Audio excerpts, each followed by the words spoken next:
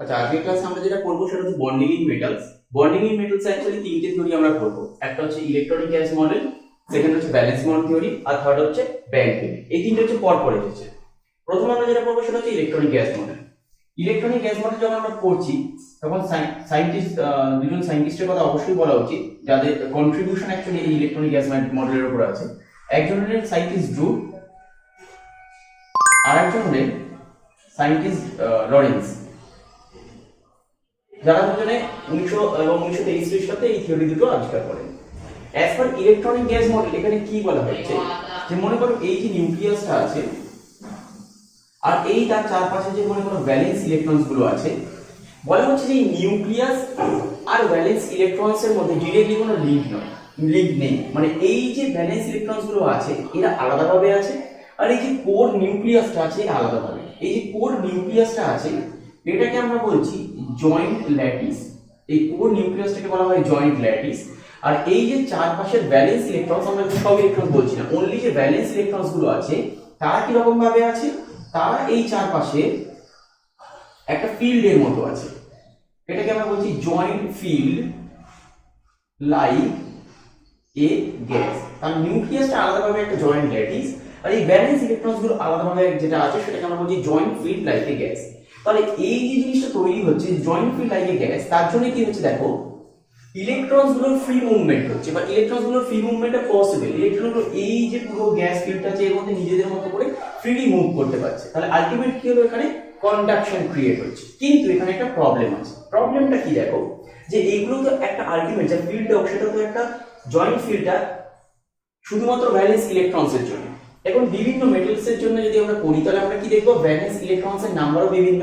তাহলে যদি বিভিন্ন মেটালের ভ্যালেন্স ইলেকট্রনস এর নাম্বার বিভিন্ন হয় তাহলে আর এই থিওরি অনুযায়ী সেক্ষেত্রে কি হবে, বিভিন্ন মেটালের হিট অফ অ্যাটমাইজেশন অথবা অ্যাটমিক হিট আলাদা আলাদা হবে।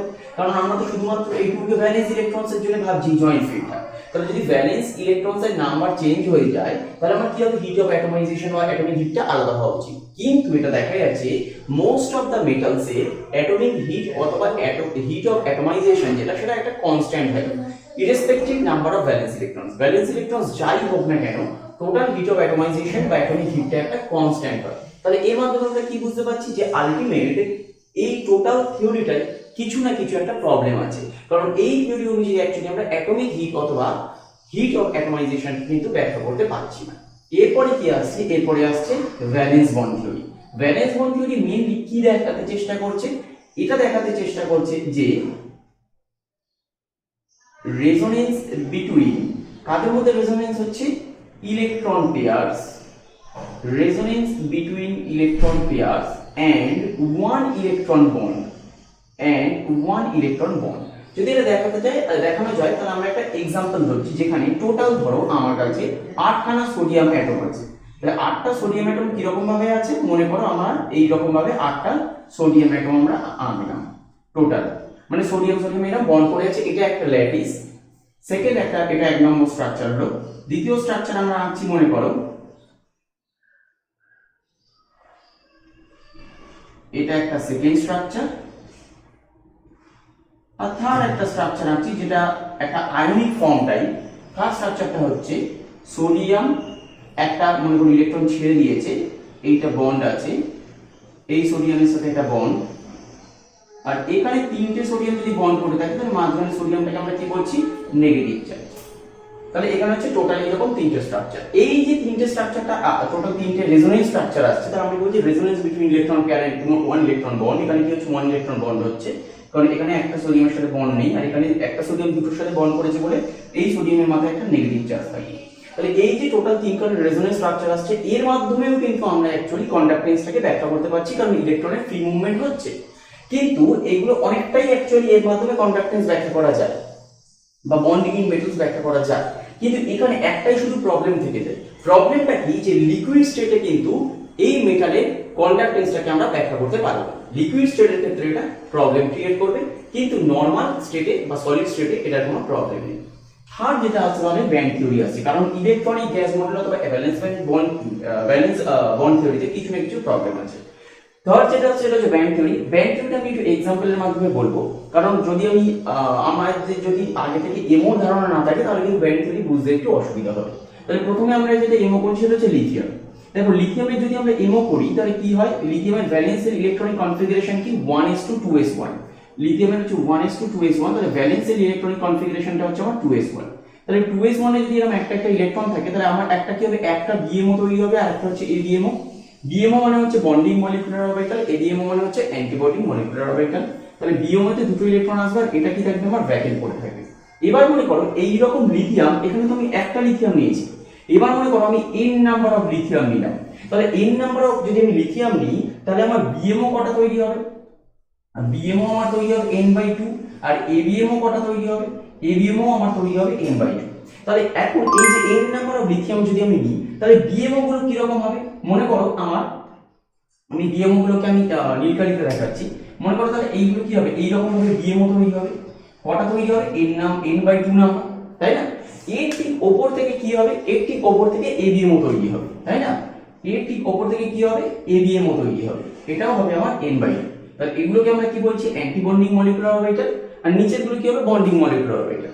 কিন্তু এখন যদি আমরা লিখতে হয় তাহলে আমরা কি বলবো, এইগুলো হচ্ছে ফিল্ড, তাই না? কারণ দেখো আমার নিচে যারা থাকবে সেগুলো হচ্ছে আমার ফিল্ড থাকবে। তাহলে নিচের যে n/2 হলো এগুলো হচ্ছে আমার ফিল্ড, আর উপরে যেগুলো থাকবে সেগুলো কি থাকবে, সেগুলো আমার থাকবে আনফিল্ড। তাহলে আমরা কি বলছি, দেখো n নাম্বার অফ লিথিয়ামস, যদি n নাম্বার অফ লিথিয়াম থেকে যে ব্যান্ডটা পাবো তাহলে সেখানে কি হবে, n/2 নাম্বার অফ ব্যান্ডস, যেটা কি হবে ইলেকট্রন দিয়ে ফিল্ড হবে। কারণ আমরা একটা থেকেই বুঝতে পারছি, একটা লিথিয়াম যদি আমি নিই তাহলে দুখানা তো আমার মলিকুলার অরবিটাল তৈরি হবে, বিএমওটা ফিল্ড, এই বিএমওটা আনফিল্ড। তাহলে আমি যদি n নাম্বার অফ লিথিয়ামস নিই তাহলে total n number of molecular orbitals আসছে। তাহলে এই n নাম্বার অফ যে মলিকুলার অরবিটালস আসছে এটাই হচ্ছে একটা ব্যান্ড। তার মধ্যে আমরা কি বলছি, n/2 হচ্ছে আমার ফিল্ড হবে আর n/2 কি থাকবে, আমার আনফিল্ড থাকবে। তাহলে n/2 আমার যে ফিল্ড হলো, সেই n/2 টা হচ্ছে ইলেকট্রন দিয়ে ফিল্ড, আর n/2 হচ্ছে আমার ইলেকট্রন ওখানে নেই, তাহলে হাফ হাফ হয়ে যাচ্ছে। এখন এই যে ইলেকট্রনস গুলো এখানে আছে, মানে এটা যে আমরা বলছি যে এটা এখন এখানে ফিল্ড আছে, তাহলে কি হবে, এই ইলেকট্রনস গুলো যদি কোনো এনার্জি পায়, সে ফর এক্সাম্পল থার্মাল এনার্জি পেলো বা কোনো একটা ইলেকট্রিক্যাল ফিল্ডে রাখা হয়েছে, মানে সে যদি এনার্জি পায় তাহলে সে কি করবে, সহজেই অ্যাকচুয়ালি ফিল্ড থেকে আনফিল্ডের দিকে মুভ করার চেষ্টা করবে বা জাম্প করার চেষ্টা করবে, এবং কি হবে, কন্ডাকশন ক্রিয়েট হবে।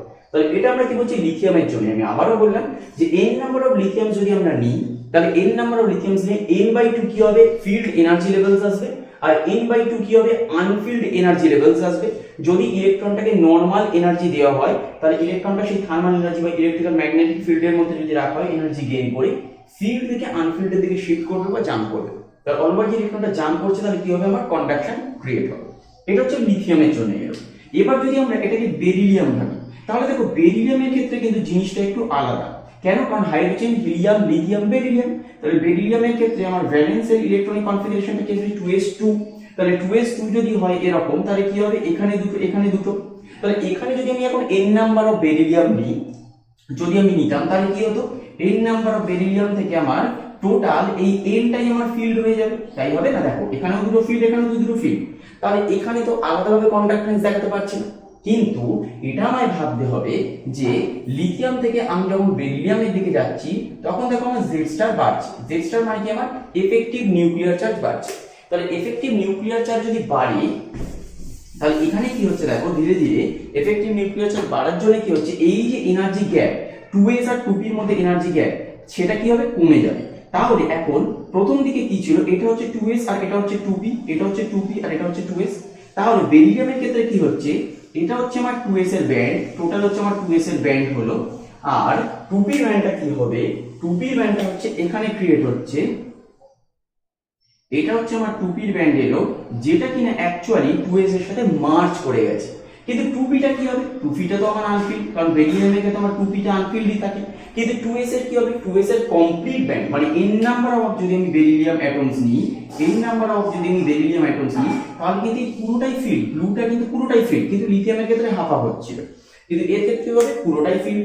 এখন বেরিলিয়ামের ক্ষেত্রে তাহলে 2s আর 2p এর মধ্যে কি হচ্ছে? 2s টা কমপ্লিটলি ফিল্ড ব্যান্ড আর 2p টা কি হচ্ছে? Anfield band.